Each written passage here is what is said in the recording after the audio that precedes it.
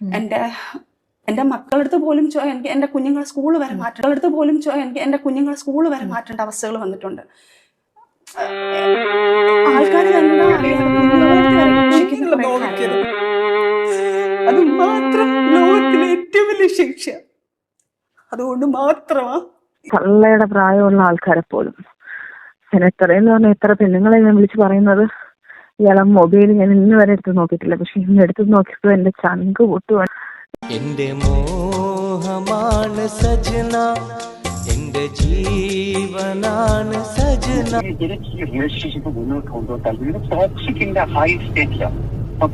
അവരുടെ ഭാഗത്തുനിന്നും ഭയങ്കര സപ്പോർട്ടാവുന്നത് കേട്ടോ. സത്യമായിട്ട് അത് പറയാതിരിക്കാൻ വയ്യ. അത് വിട്ടേക്ക്, 2 ദിവസം കഴിയുമ്പോൾ അത് പോക്കോളും. അങ്ങനെ പറഞ്ഞ് നമുക്ക് നിയമവശം നീങ്ങാമെന്ന് പറഞ്ഞ് എന്നെ ആ സൈഡിൽ നിന്നും അവരുടെ ഫാമിലീസ് ആയാലും എൻ്റെ ഫാമിലീസ് ആയാലും എന്നെ ഭയങ്കര സപ്പോർട്ട് ചെയ്യുന്നുണ്ടായിരുന്നു.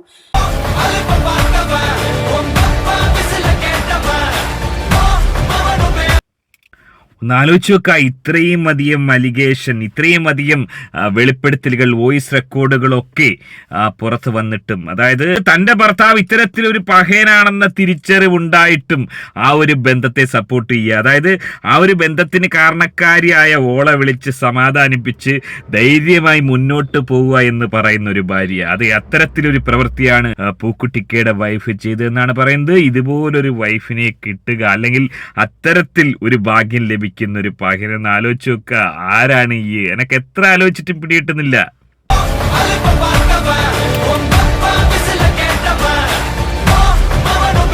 Hello guys, welcome back. Sajana താത്തയുടെ വിഷയത്തിൽ ചില ആളുകളെങ്കിലും ഇപ്പോഴും കമന്റ് ഇടുന്നത്, അതായത് നമ്മൾ ഫിറോസിന് പറയാനുള്ളത് മാത്രമാണ് കേട്ടത്. ഫിറോസ് എന്ന് പറയുന്ന പഹയൻ പുറത്തുവിട്ട സംഭവങ്ങൾ മാത്രമാണ് നമ്മൾ റിയാക്ട് ചെയ്തത്. മറുതലയ്ക്കൽ സജന താത്ത നടത്തിയ ചില വെളിപ്പെടുത്തൽ, സജന താത്തയ്ക്ക് പറയാനുള്ള ചില വൈകാരികമായ ചില സത്യങ്ങൾ, ചില യാഥാർത്ഥ്യങ്ങൾ, അതിനെക്കുറിച്ച് നമ്മൾ പങ്കുവച്ചില്ല. ആ ഒരു പരാതി ഇല്ലാതാക്കാൻ വേണ്ടി സജന താത്ത നടത്തിയ ചില ഞെട്ടിക്കുന്ന വെളിപ്പെടുത്തലുകൾ, ചില ജീവിത യാഥാർത്ഥ്യങ്ങളെ കുറിച്ചുള്ള ചില വെളിപ്പെടുത്തലുകൾ, താൻ അനുഭവിച്ച ചില യാതനകൾ എന്തൊക്കെയാണ് വരട്ടെ. എല്ലാ കുഞ്ഞുങ്ങൾക്കും കൊടുക്കുന്നുണ്ട്. കുഞ്ഞുങ്ങളെ നോവിക്കരുത്. അത് മാത്രം ലോകത്തിലെ ഏറ്റവും വലിയ ശിക്ഷ.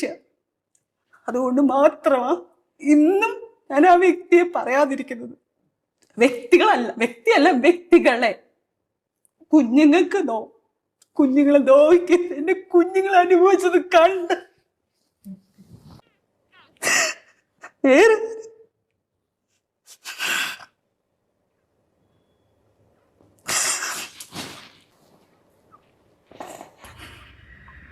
അതായത് മനസ്സിലാക്കാൻ സാധിക്കുന്നത്, ചില വ്യക്തികളുടെ പേര് ഓൾ ഇനിയും പറഞ്ഞിട്ടില്ല. അത് പറയാത്തത് ചില ബന്ധങ്ങൾ തകരും, ചില കുട്ടികളുടെ കാര്യമോർത്താണ്. അതായത് ഇനിയും പഹയന്മാരുടെ പേരുകൾ ഉണ്ടെന്നാണ്. ഒന്ന് ആലോചിച്ച് വെക്കുക, 10-17 പഹയന്മാരുടെ പേര് ഫിറോസ് ഓൾറെഡി പറഞ്ഞു കഴിഞ്ഞു. ഇനിയും പറയാത്ത ആളുകൾ ഉണ്ടെന്നാണ്. അതായത് ഇതൊരു വലിയ നോവലായി ഇറക്കുകയാണെങ്കിൽ ഒരുപക്ഷെ ഒരുപാട് കഥാപാത്രങ്ങൾ അണിനിരക്കുന്ന ഒരു മഹാഭാരതമൊക്കെ പോലെയുള്ള വലിയ ഒരു പുസ്തക രൂപത്തിൽ ഇറക്കാൻ പോകുന്ന തരത്തിലുള്ള ചില കഥകൾ തന്നെയാണെന്നാണ് മനസ്സിലാക്കാൻ സാധിക്കുന്നത്. അത്രയും അധികം കഥാപാത്രങ്ങൾ ഇതിൽ വന്നു പോകുന്നു. ഈ ഒരു സാഹചര്യങ്ങൾ സജനയെ പഠിപ്പിച്ച ഏറ്റവും വലിയൊരു പാഠെന്താണ്? ആരെയും വിശ്വസിക്കരുത് അമിതമായിട്ട്.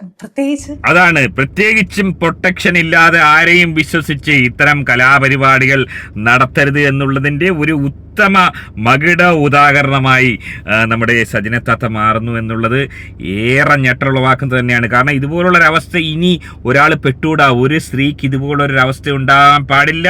പ്രൊട്ടക്ഷൻ ഒഴിവാക്കിയുള്ള ഇത്തരം കലാപരിപാടികൾ എല്ലാവരും ഒഴിവാക്കണമെന്ന് തന്നെയാണ് എനിക്ക് പറയാനുള്ളത്.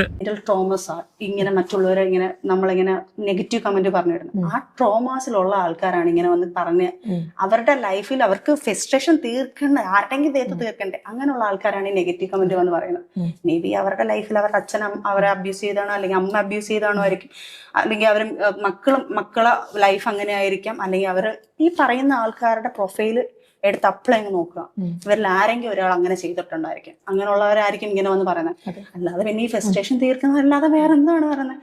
അതായത് തനിക്കെതിരെ കമന്റ് അടിച്ചവർക്കെതിരെ പൊട്ടിത്തെറിച്ചിരിക്കുകയാണ്. തനിക്കെതിരെ താൻ ചെയ്ത പ്രവൃത്തികളൊക്കെ നല്ല സൽപ്രവർത്തികളായിരുന്നു.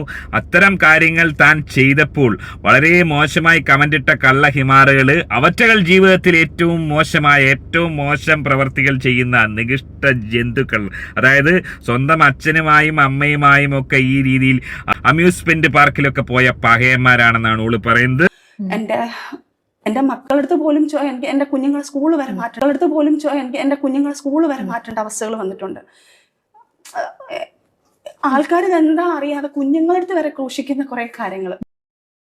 ദുഃഖകരമായ അവസ്ഥ. അതായത് താത്തയുടെ കുട്ടികളെ കുട്ടികളെ സ്കൂളിൽ നിന്ന് പുറത്താക്കുന്ന രീതിയിലേക്ക് കാര്യങ്ങൾ പോയി. ഈ ഒരു അലിഗേഷൻ കുറച്ച് മാസങ്ങളായി ഉണ്ടായിരുന്നു. ഈ അലിഗേഷൻ വന്നപ്പോൾ പ്രാരംഭ ഘട്ടത്തിൽ സ്കൂളിൽ ഇതുമായി ബന്ധപ്പെട്ട് ചോദ്യങ്ങൾ ഉണ്ടാവുന്നു. സ്കൂളിൽ വലിയ നാണക്കേടായി കുട്ടികൾക്ക് മാറുന്നു. അങ്ങനെ കുട്ടികളെ സ്കൂൾ മാറ്റേണ്ട ഒരവസ്ഥ, ഒരാൾക്ക് ഇതുപോലൊരു അവസ്ഥ ഉണ്ടാകാൻ പാടില്ല. ഏറെ ദുഃഖകരമായ ഒരവസ്ഥ. എന്നാൽ ഇത്രയും പ്രതിസന്ധികൾ വന്നിട്ടും അവിടെ സജന താത്തയെ താങ്ങി നിർത്താൻ ഒരു കൂട്ടർ വരികയാണ്. ആരായിരുന്നു അത്? കാരണം ഇതൊക്കെ കേട്ടപ്പോൾ ഉള്ളതാണെങ്കിൽ നമുക്ക് കേൾക്കാൻ രസമുണ്ട്. നമ്മളെ ലൈഫിൽ എന്ത് നമുക്ക് ഉള്ളത് പറയുമ്പോൾ ഉള്ളിലൊരു സ്ട്രോങ് ആയിരിക്കും. ഉണ്ടായിട്ടാണല്ലോ അവനും. എല്ലാ കഥകൾ കേട്ടപ്പം ശരിക്കും പറഞ്ഞാൽ എൻ്റെ കുഞ്ഞുങ്ങൾ പോലും രാത്രിയിൽ ഉറങ്ങാതിരുന്നിട്ടുണ്ട്. പറയാതിരിക്കാൻ വയ്യ. എൻ്റെ മാനസികമായിട്ട് എൻ്റെ മക്കളും എൻ്റെ ഉമ്മയൊക്കെ കടന്ന് ഉരുകിയിട്ടുണ്ട്. ഞാനത് വല്ലാത്തൊരവസ്ഥയിൽ ഞാൻ നിന്ന് മരണം മുന്നിൽ കണ്ട വ്യക്തി. ഞാൻ എന്ത് ചെയ്യണം, എന്ത് പറയണം? ഈ പറയുന്ന അലിഗേഷൻ പറയുന്ന ഫാമിലി അവരും ഒരു സൈഡിൽ വേദനിക്കുന്നുണ്ട്, എന്തൊക്കെയാണ് ഈ പറയുന്നത്. പക്ഷെ എന്നിട്ട് പോലും അവരുടെ ഭാഗത്തുനിന്നും ഭയങ്കര സപ്പോർട്ടാണ് വന്നത് കേട്ടോ. സത്യമായിട്ട് അത് പറയാതിരിക്കാൻ വയ്യ. അത് വിട്ടേക്ക്, 2 ദിവസം കഴിയുമ്പോൾ അത് പോക്കോളും. അങ്ങനെ പറഞ്ഞ് നമുക്ക് നിയമവശം നീങ്ങാമെന്ന് പറഞ്ഞ് എന്നെ ആ സൈഡിൽ നിന്നും അവരുടെ ഫാമിലീസ് ആയാലും എൻ്റെ ഫാമിലീസ് ആയാലും എന്നെ ഭയങ്കര സപ്പോർട്ട് ചെയ്യുന്നുണ്ടായിരുന്നു. ഒരു പക്ഷെ ആ ഫാമിലി സപ്പോർട്ട് ചെയ്തില്ല, അവരും ഇതുപോലെ തകർന്ന് എന്നെ പോലെ നിന്ന് ഞങ്ങളും സൂയിസൈഡ് ചെയ്യാനായിരുന്നെങ്കിൽ ഇന്നേ ഞാൻ ഇവിടെ ഇരിക്കത്തില്ലായിരുന്നു. ഒന്ന് ആലോചിച്ച് നോക്കുക ആ ഒരു ഫാമിലിയുടെ മനസ്സിന്റെ വലിപ്പം. ഇതുപോലുള്ള ഫാമിലികൾ വളരെ അപൂർവമാണ്.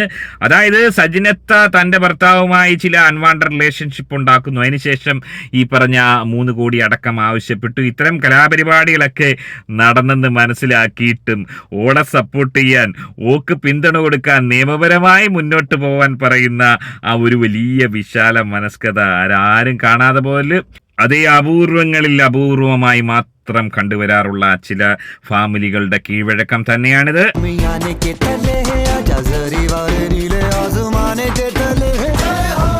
ഈ ഒരു സാഹചര്യങ്ങൾ സജിനെ പഠിപ്പിച്ച ഏറ്റവും വലിയൊരു പാഠെന്താണ്?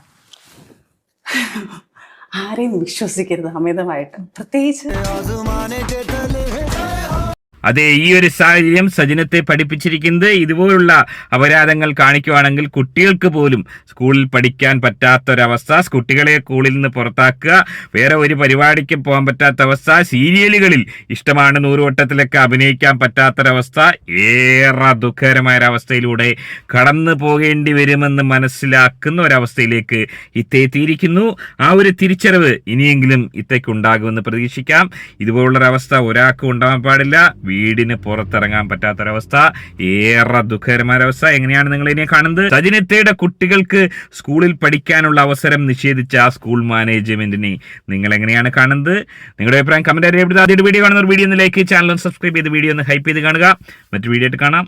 എന്റെ മോഹമാണ് സജന, എന്റെ ജീവനാണ്